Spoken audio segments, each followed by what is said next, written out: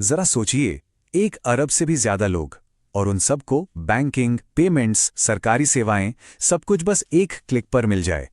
नहीं, ये कोई साइंस फिक्शन फिल्म की कहानी नहीं है, ये असलियत है। ये है भारत का डिजिटल पब्लिक इंफ्रास्ट्रक्चर, जिसे हम इंडिया स्टैक के नाम से भी जानते हैं। आज हम इसी की बात करेंगे कि आखिर ये कमाल का मॉडल है क्या, और कैसे ये पूरी दुनिया के लिए एक मिसाल बन रहा है। इसे समझने का सबसे अच्छा तरीका है इसे डिजिटल दुनिया का हाईवे और रेलवे समझना। देखिए, जैसे सड़कें और रेल पटरियां सामान और लोगों को देश के एक कोने से दूसरे कोने तक पहुंचाती हैं, ठीक वैसे ही ये डिजिटल रास्ते डेटा और पैसे को पलक झपकते ही और पूरी तरह से सुरक्षित तरीके से पहुंचाते हैं। यही वो अदृश्य बुनियाद है जिस पर आज भारत की पूरी डिजिटल इकोनॉमी टिकी हुई है। और हां, अब ये कहानी सिर्फ भारत की नहीं रह गई है। इंडिया स्टैक अब एक ग्लोबल ब्लूप्रिंट बन गया है। दुनिया भर के देश इसे देख रहे हैं, समझ रहे हैं और अपने नागरिकों को ताकतवर बनाने के लिए अपनाना चाह रहे हैं। ये एक ऐसा आइडिया है जो अब सरहदों को पार कर चुका है। आज की तारीख में 20 से ज्यादा देश, सिएरा लियोन से लेकर ब्राजील तक, इस मॉडल को अपना रहे हैं, ताकि हर किसी तक पैसों और समाज की मुख्य धारा की पहुंच हो। ये एक बहुत बड़ा बदलाव है, आप सोचिए, खासकर ग्लोबल साउथ के देशों के लिए। अब उन्हें विकास के पुराने धीमे रास्तों पर चलने की जरूरत नहीं, वो सीधे डिजिटल जमाने में एक लंबी छलांग लगा सकते हैं। तो सवाल यह है कि आखिर इसके पीछे का मेन आइडिया है क्या? देखिए, ये बड़ी टेक कंपनियों के वॉल्ड गार्डन यानी बंद दरवाजों वाले सिस्टम से बिल्कुल उल्टा है, जहां सब कुछ उनके कंट्रोल में होता है।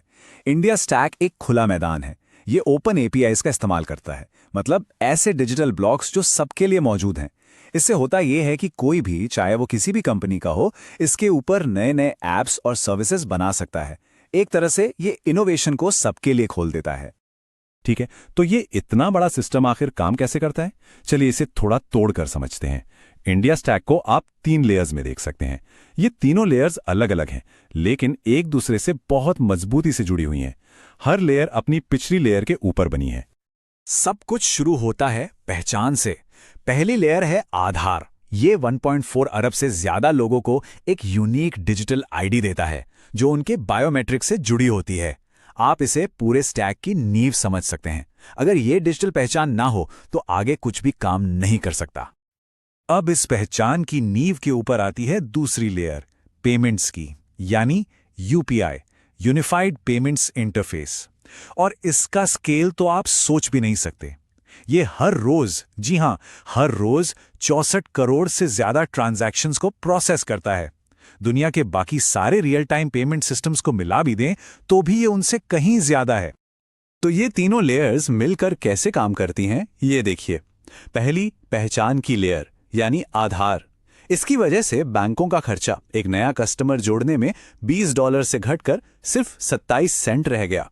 फिर आई पेमेंट लेयर, यूपीआई, जो आज दुनिया के लगभग आधे रियल टाइम पेमेंट्स अकेले ही संभाल रही है। और तीसरी है डेटा एक्सचेंज लेयर, DEPA। ये आपकी सहमति से डेटा शेयर करने की सुविधा देती है, जिससे लाखों लोगों को लोन मिलना आसान हो गया है। ये तीनों मिलकर एक जबरदस्त सिस्टम बनाते हैं। अब जरा इस बचत पर ध्यान दीजिए, $20 से सीधे 27 सेंट। यह सिर्फ पैसे बचाने की बात नहीं है। इसका असली मतलब यह है कि बैंक अब उन करोड़ों लोगों तक पहुंच सकते हैं जो पहले बैंकिंग सिस्टम का हिस्सा ही नहीं थे। इसी को कहते हैं बड़े पैमाने पर फाइनेंशियल इंक्लूजन। लेकिन कहानी यहीं खत्म नहीं होती। पहचान और पेमेंट के बाद अब अगला कदम है ई-कॉमर्स। यहीं पर आता है ONDC, यानी open network for digital commerce. और इसे क्यों बनाया गया? ताकि ई-कॉमर्स पर सिर्फ कुछ बड़ी कंपनियों का ही राज ना चले। यहां आप 2 अलग अलग दुनियाओं का फर्क देख सकते हैं। एक तरफ है प्लेटफॉर्म मॉडल, इसे एक बंद किला समझिए, जहां खरीदार कौन होगा, बेचने वाला कौन होगा, सामान कैसे पहुंचेगा, सब कुछ एक ही कंपनी कंट्रोल करती है। और दूसरी तरफ है ONDC का नेटवर्क मॉडल, जो एक खुले मैदान जैसा है। यहां खरीदार, बेचने वाले, लॉजिस्टिक्स वाले सब अलग अलग ऐप्स पर एक दूसरे से जुड़ सकते हैं। इससे होता यह है कि एक छोटा सा दुकानदार भी किसी भी ऐप के जरिए अपना सामान किसी भी ग्राहक को बेच सकता है, मतलब सबके लिए बराबरी का मौका। तो ठीक है, ये सब सुनने में तो बड़ा अच्छा लगता है, लेकिन इसका देश की अर्थव्यवस्था पर क्या असर हो रहा है? चलिए अब जरा नंबरों पर नजर डालते हैं कि ये डिजिटल इंफ्रास्ट्रक्चर देश की ग्रोथ को कैसे बढ़ा रहा है। और आंकड़े वाकई हैरान करने वाले हैं। अकेला यूपीआई भारत की जीडीपी में 3% से ज्यादा का योगदान देता है। और डायरेक्ट बेनिफिट ट्रांसफर को देखिए, सरकार ने अरबों डॉलर की बचत की है। कैसे? क्योंकि अब पैसा सीधे लोगों के आधार से जुड़े बैंक खातों में जाता है। वो सारे बिचौलिए और भ्रष्टाचार जो पहले सिस्टम को खा जाते थे, वो अब खत्म हो गए हैं।